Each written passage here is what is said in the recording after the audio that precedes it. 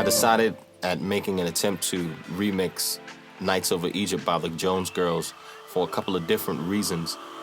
First of all, it's one of my all-time favorite songs. I was hypnotized as a child the first time I heard it. And also, it fits into a narrative of a story that I'm actually writing, which is very much connected to my upcoming album, Relic of the Mothership. And you're going to learn more about that in a couple of more episodes. But mainly the idea of the Egyptian mythology and the connection with funk and soul music, that very much interests me, and that fits into my story. And also my direct personal connection. My name, Temu, is a nickname of Atum Ra, which later becomes Amin Ra, which later becomes Ra, or the deity of the sun god. Which is a very prominent, very powerful figure in Egyptian mythology. And so the fact that my name is a nickname of that, I always just thought that was really cool. And so that song and my name and the Egyptian history and just the whole greatness of that was also another thing that pushed me to make this remix, because it was sort of like a little bit of a timestamp or a bit of a peek into where I'm trying to go with my sound and my approach. So those were the main reasons why I decided to go forth and try and make this remix. So when I sat down and opened up the session and went and looked at the song, first thought I had was, okay, I'm not going to redo this intro. For one, I'd rather just have that piece of the intro for people to actually remember and just let it just hit your ear right away. And also, I just didn't feel like going through the trouble with it. I just saved myself some time. Normally, I don't sample stuff that much, but if I want someone who would be familiar, I know that would be familiar with that song, I would leave a piece of that intro there, or an intro of whatever song, so that somebody can easily recognize it. So that was why I decided to just leave the intro the way it was. And so going into the groove part, I wanted to try and approach it in a sense where, to come with something different, kind of new, kind of futuristic, unheard of.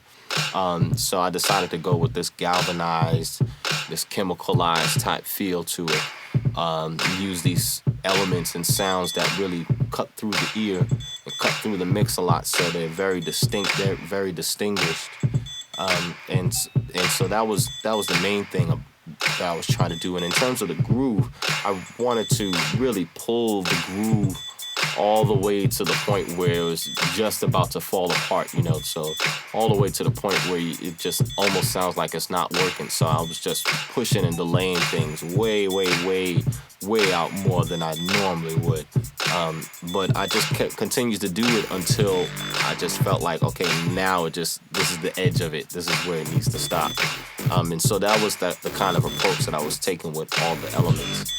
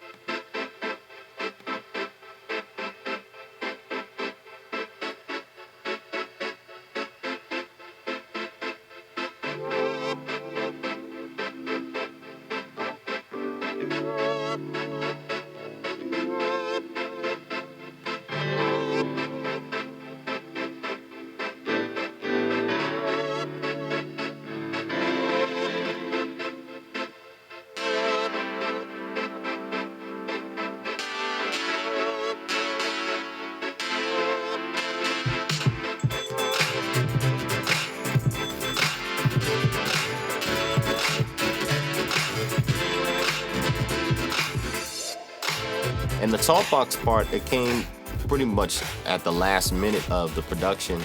I just sort of kind of got bored with the whole arrangement of the song. I wasn't really adding a whole lot of different special parts, so I just thought, let me put some talk box on there, and that worked out. And let's see, Funk Over Egypt actually, turned out to be one of the songs a lot of the poppers in the dance community really held on to. A lot of them, when they hear it, definitely makes them get up and dance. And that was basically the point. I wanted to try and revive that song within the popper community, because songs last a lot longer within that community. They bring up stuff from many, many years ago, so I wanted to kind of remind people and let the new generation discover those old songs, those old classics. So that was the main idea to Funk Over Egypt. Hey, if there's a song you guys want me to cover later on in another episode, leave a comment, hit that like button. This is Behind the Beats with Temu on Mondays. See you guys next week. Peace.